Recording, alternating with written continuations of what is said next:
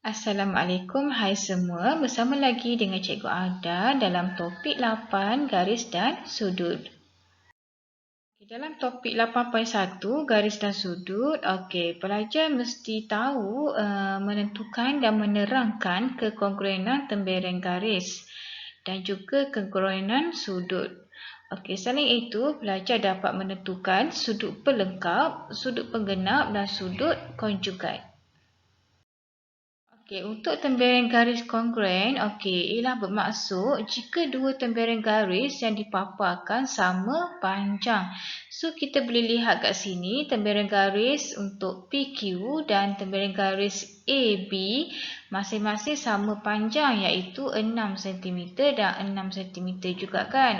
So ini namakan dia tembereng garis kongruen sebab sama panjang. So kita lihat pula sudut kongruen. Saiz dua sudut yang dipaparkan sama saiz. So kita lihat kat sini. Kat sini kita ada sudut ABC iaitu 40 darjah. Begitu juga dengan sudut PQR 40 darjah. So dia punya saiz sudut tu sama besar kan. Maksudnya sudut kongruen. Kat sini cikgu ada bagi tahu sikit cara tulis sudut. Sudut tu ialah dekat bucu yang dekat tengah-tengah ni. So kalau kita lihat yang ABC ni, dia punya bucu dia dekat B kan. So sudut dia kat sini lah. Sudut dia dekat B, so kita akan tulislah ABC. So B tu kita kena letak dekat tengah-tengah. Sama ada CBA pun boleh. Asalkan B duduk kat tengah-tengah sebab B ialah sudut. Kalau yang kat bawah ni pula PQR, sudut dia dekat Q, dekat tengah-tengah. So pelajar boleh tulis sudut PQR ataupun sudut RQP.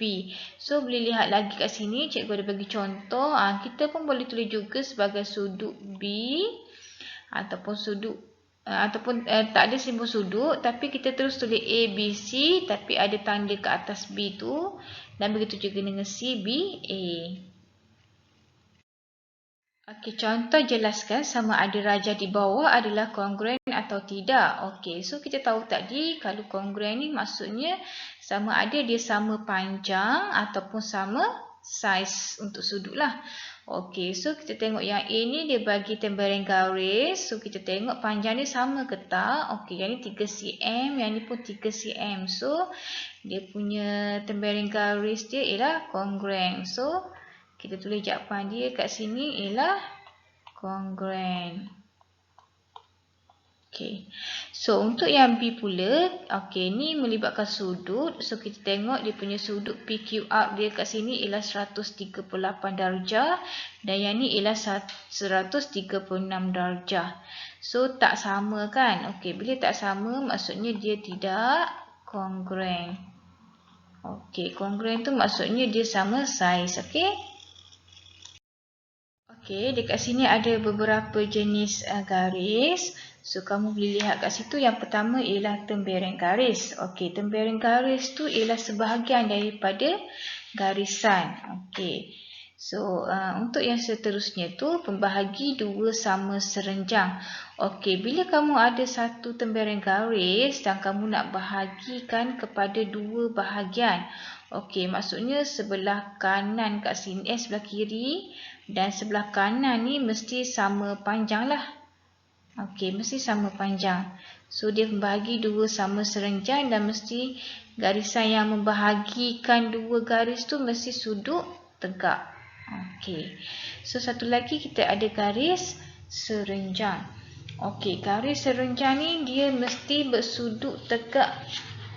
Dia mesti bersudut tegak dengan garis ataupun tembereng garis lah. So kita boleh lihat kat sini dia mesti bersudut tegak. Dan ada satu lagi yang last ni ialah garis selari. Garis selari ni, kita katakan dia garis selari apabila dia punya jarak dia ni, sama je. Dia takkan bertemu sampai ke hujung pun dia takkan bertemu lah. So dia punya jarak dia sama je. straight saja. So ini namakan dia garis selari. Okey, yang ni ada beberapa jenis sudut yang kita perlu tahu. Okey, yang pertama ni ialah sudut tirus. Okey, sudut tirus ni dia kurang daripada 90 darjah. Okey. Dia saiz bukaan dia kecil. Okey, yang untuk sudut tirus ni. Okey, seterusnya ialah sudut tegak. Okey, sudut tegak ni dia bernilai 90 darjah. Okey.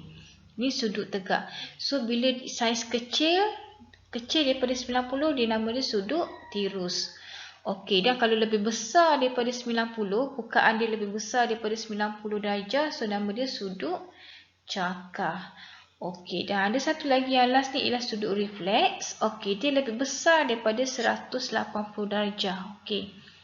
180 darjah tu ialah sudut pada garis lurus. So, boleh tengok kat sini.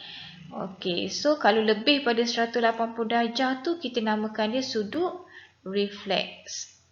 Okey, dan untuk sudut putaran lengkap, okey, satu putaran lengkap tu bernilai 360 darjah. Okey, yang ni ada 3 lagi sudut, iaitu sudut pelengkap. Okey, pelengkap ni ialah 90 darjah. Okey, A dengan B ni pelengkap kalau nilai dia 90 darjah. So kita boleh lihat lukisan dia kat sini, gambar dia. Okey, bersudut tegak. Okey, dan ada sudut penggenap. Okey, sudut penggenap ni nilai dia 180 darjah. Ataupun kita boleh katakan dia sudut pada garis lurus. Ataupun A dengan B ni bersebelahan. Okey, bila bersebelahan pada garis lurus ni nilai dia 180 darjah. Okey, dan sudut konjugat. Okey, sudut konjugat ni nilai dia 360 darjah. Ni macam sudut putaran lengkap lah, 360 darjah. So, A tambah dengan B ni kita akan dapat 360 darjah. Okey, untuk mengukur sudut, okey, kita menggunakan satu alat iaitu protractor. Okey, ataupun semi bulatan lah. So, kat sini ada skala dalam dan skala luar. Okey, so dia start dengan kosong dan dia last dengan 180 darjah. Okey, contoh, tentukan nilai X jika X ialah sudut pelengkap. Okey, so dia dah bagi keyword kat kita kat sini iaitu pelengkap. Okey, pelengkap ni sudut dia bernilai 90 darjah. Okey, ataupun kamu perlu ingat L ni. Okey, L, kalau L besar, okey, L besar ni dia kan ada sudut tegak kat sini kan. Okey, so kamu ingatlah dia sudut pelengkap 90 darjah. Okey, so tengok A, macam mana kita nak cari nilai X apabila diberi 40 darjah. So kita tahu dia pelengkap 90 darjah. Okey, so kita boleh buat macam ni lah. X tambah dengan 40 darjah sama dengan 90 darjah. So, X 90 darjah tolak dengan 40 darjah. X sama dengan 50 darjah. Okey, boleh juga kalau nak tolak terus. X sama dengan 90 tolak 40 boleh juga. Okey, yang B. Okey, sama je step dia. X tambah 55 darjah sama dengan 90. Okey, so kita nak cari X. Okey, so kita pindahkan 55 tu jadi tolak lah. Okey, jadi tolak. So, X sama dengan 35 darjah. Okey, contoh seterusnya ni kita nak cari nilai X juga, tapi X yang dia beri tu ialah sudut penggenap. Okey, bila sudut penggenap ni, okey, nilai dia ialah 180 darjah. So, bila kamu totalkan nanti 120 darjah ni tambah dengan X ni, total dia mesti 180 darjah. So, kita boleh tulis kat sini X tambah dengan 120 darjah sama dengan 180 darjah. Okey, ni ialah sudut pada garis lurus ataupun sudut bersebelahan. Okey, so total dia 180 darjah. So, X sama dengan, okey, so tolak lah kat sini tambah. So, bila pindah dia akan jadi tolak.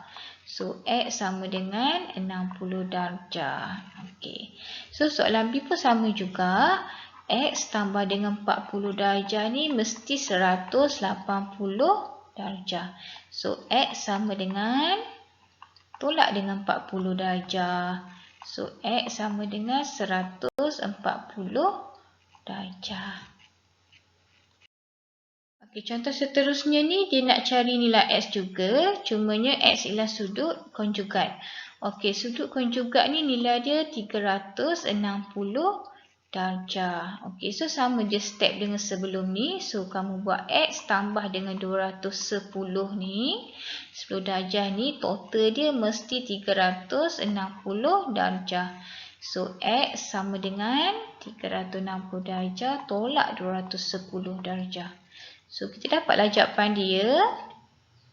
Okey, kita dapat jawapan dia 150 darjah. Okey, soalan B pun sama juga. Cuma soalan B ada 3 sudut. Tapi total dia masih lagi 360 darjah. So, X tambah dengan 100 darjah tambah dengan, okey, kalau simbol petak macam ni, yang kotak macam ni, mesti nilai dia 90 darjah sudut tegak, sama dengan 360 darjah. So, X tambah 190 darjah sama dengan 360 darjah. So, X sama dengan, okey, so kita tolak dengan 190 darjah. So, X kita akan dapat 170 darjah. Okey. Okey, itu saja perkongsian cikgu hari ini. Terima kasih.